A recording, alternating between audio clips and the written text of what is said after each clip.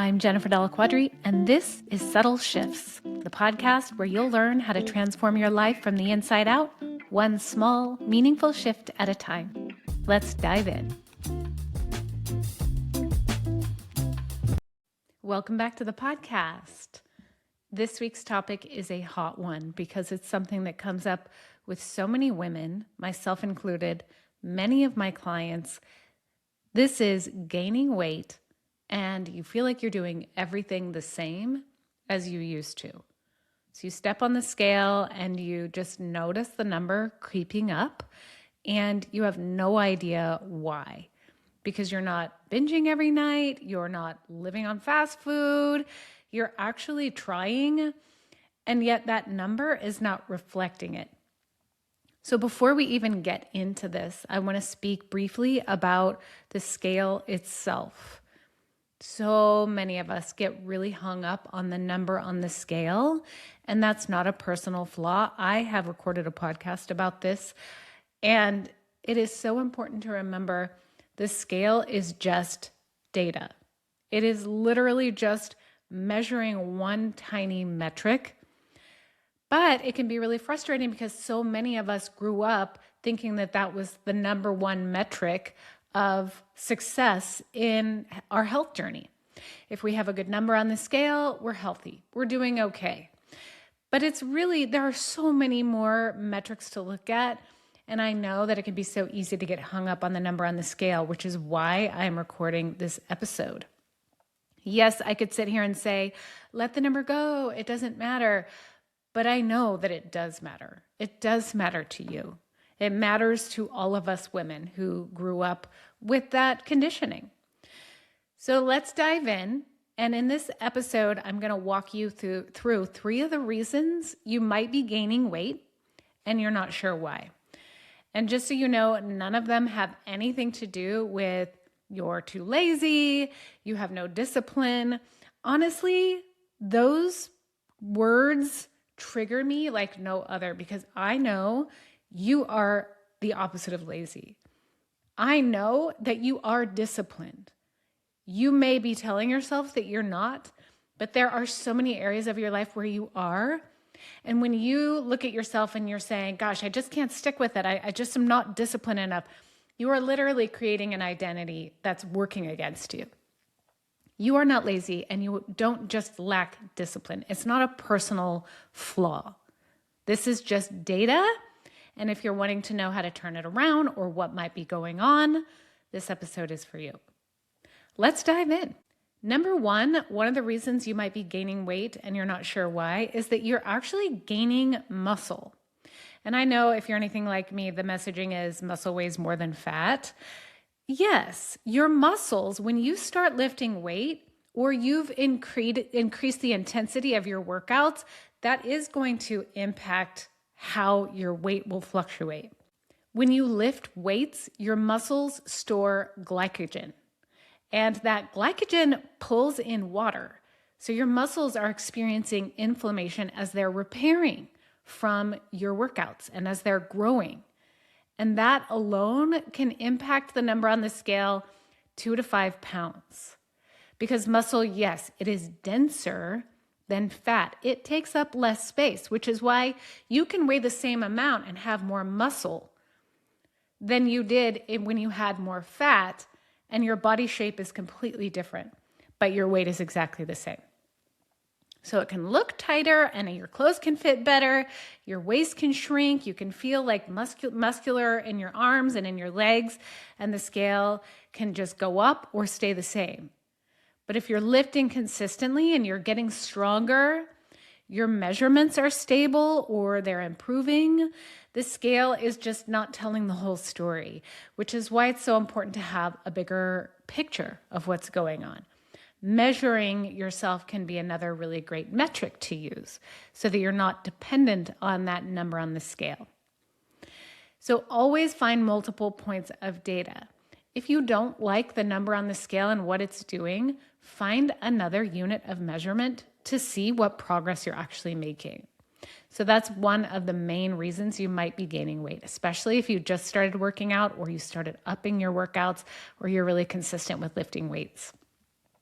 The second reason you might be gaining weight and you don't know why is because you're eating more calories than you realize. Because eating healthy isn't necessarily going to keep you from gaining weight. You can eat clean, right? You can have whole foods. You can have a completely healthy diet. But really, weight gain isn't about healthy versus unhealthy. It's literally how many calories you eat, right? And it's balance over time. So some of the patterns I see, and I myself am included in these categories, is that you're eating bigger portions than you actually realize. So if you've ever tracked your food and you had an idea of the portion and then you stopped tracking, it can be really easy to over or underestimate how much food you're eating, and you just don't even realize it. Another really big thing, this is something I do all of the time, it's just mindless bites while I'm cooking, for example. I'll grab like a bag of chips while I'm making dinner and I'll start snacking on the chips that are maybe part of dinner. And that happens. I don't like pay attention to those calories. That's a big one. It's just those mindless, like I'll just have a little nibble here and there. Another really big one is the weekend indulgences.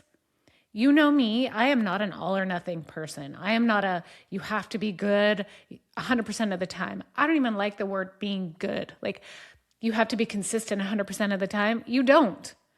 But it can begin to spiral when you're like consistent 5 days of the week. And then on the weekend, you are having a couple of glasses of wine every night, or you're eating bigger desserts, or you're going out to a restaurant and you're just kind of like, I know you're not eating whatever you want. Like, I know you're not doing that when you're listening to this. Know that I know you're not going off of the rails, but even just like overdoing it a little bit consistently can add up. Another really big one is I earned this treats after a hard workout. I used to do this like no other. I would bust my butt in the gym. And then I would go, you know what? I can have this giant burrito because I just worked out really hard. I earned this. That can be a really big one too. And also, I talked about snacks in last week's episode. Underestimating the number of snacks or the calories that you're having in the snacks. So all of these things, when you're not really paying attention, can just add up. And then you start gaining weight and you're like, what the heck's happening? Well, what the heck is happening is that you're eating more than you think you are. That's all. It doesn't mean that you're a bad person. It doesn't mean that you're a failure. It just means that you're a human. You're living your life. And this data is reflecting that back at you. Oh, there's something going on here. Let me get curious and evaluate what's going on. Right? So even if it's just a mild creep, 200 to 300 calories a day adds up. And that can lead to really small amounts of weight gain over the month. And this is also true if your activity has decreased without you noticing. So maybe you were really consistent with exercise, or maybe you're not pushing yourself as hard, or maybe you're just like, well, I've been so consistent, I could take a week or two off. Those things can also make a difference. And now I'm going to talk about what I think is the most important one. And that is number 3, your stress, your sleep, and your hormones are working against you. I've talked about hormones in previous episodes and what happens in midlife. There are so many things that are on top of the hormone shifts that we go through in perimenopause and menopause. When your body is changing, the hormones change, but there's other things that happen too. Menopause and perimenopause actually shift the way your body handles insulin. Your cortisol shifts, your recovery shifts, your fat storage shifts. And also, when your hormones shift, you may be getting less quality sleep than you used to. And on top of that, if your stress is just chronically high, this is a really stressful time in life. I know it can be looked at as like, oh, the kids are older, life is less stressful now. But no, your kids are now young adults or teenagers. And we all know how hard teenagers and young adults can be, like big kids, bigger problems. And then you've got aging parents potentially that you're worried about and you're caring for, on top of all the mental load of everything else that you're carrying in just everyday life. It is not a reduced stress time in life. It is a very stressful time in life. Or if you're under eating during the day and overeating at night, right? Like you're busy running around, you're doing all of the things and you just don't eat very much. And then you sit down in the evening and you're like so starving and you're exhausted. It's going to impact you and your body and your food intake. On top of the cortisol from perimenopause and menopause, chronic stress leads to increased cortisol. And all of that can increase your water retention, your abdominal fat storage. Poor sleep can also add to your differing hunger cues and hormones and cravings. All of that really does add up. And so sometimes you're not gaining fat when the scale is changing. You're inflamed. You're retaining water and you are exhausted. So it's not about you lacking willpower. It's about you living a very stressful life and trying to manage all of the things. So the last thing you need is to step on the scale and start berating yourself for not being able to stick with it or to make it happen, or you're spiraling out of control. No, that is not what you need to be doing to yourself. Your body feels puffy and heavy because of the stress that you are carrying.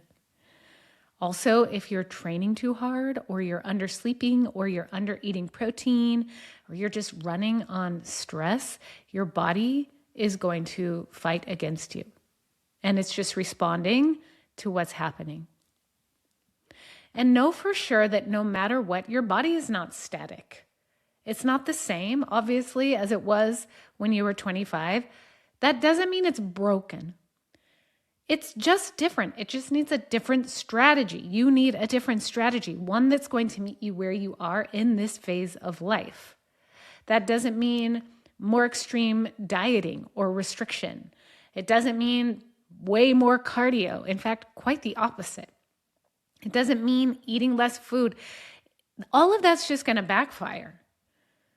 And what does work consistently and without fail is progressive overload strength training. Eating an adequate amount of protein, reasonable calorie awareness, prioritizing sleep, and keeping your nervous system regulated. Is it boring? Yeah, it can be. Is it effective? Yes. 100% yes. So if you're gaining weight and you don't know why, ask yourself these questions. Number 1, am I strength training and getting stronger? Number 2, have my portions gradually increased? Number 3, has my stress or sleep changed recently? Number 4, have my steps or daily movement decreased? And number 5, am I tracking only the scale and nothing else? So start with the data, not with the panic.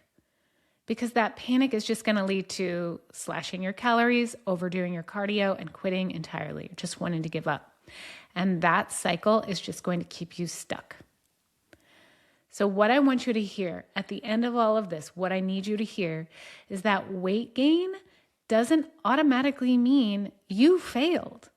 It might just mean you're building muscle, you need more awareness, your stress is too high, or your strategy just needs to be adjusted. You're not scrapping, you're just adjusting. And if you'd like help figuring out what's actually happening in your body, I would love to invite you to a clarity call where we're going to look at your training, your nutrition, your stress, and the patterns so that you can create a clear plan forward.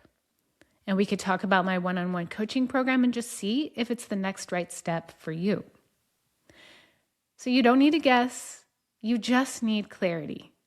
I'll put the link to schedule a consultation in the show notes.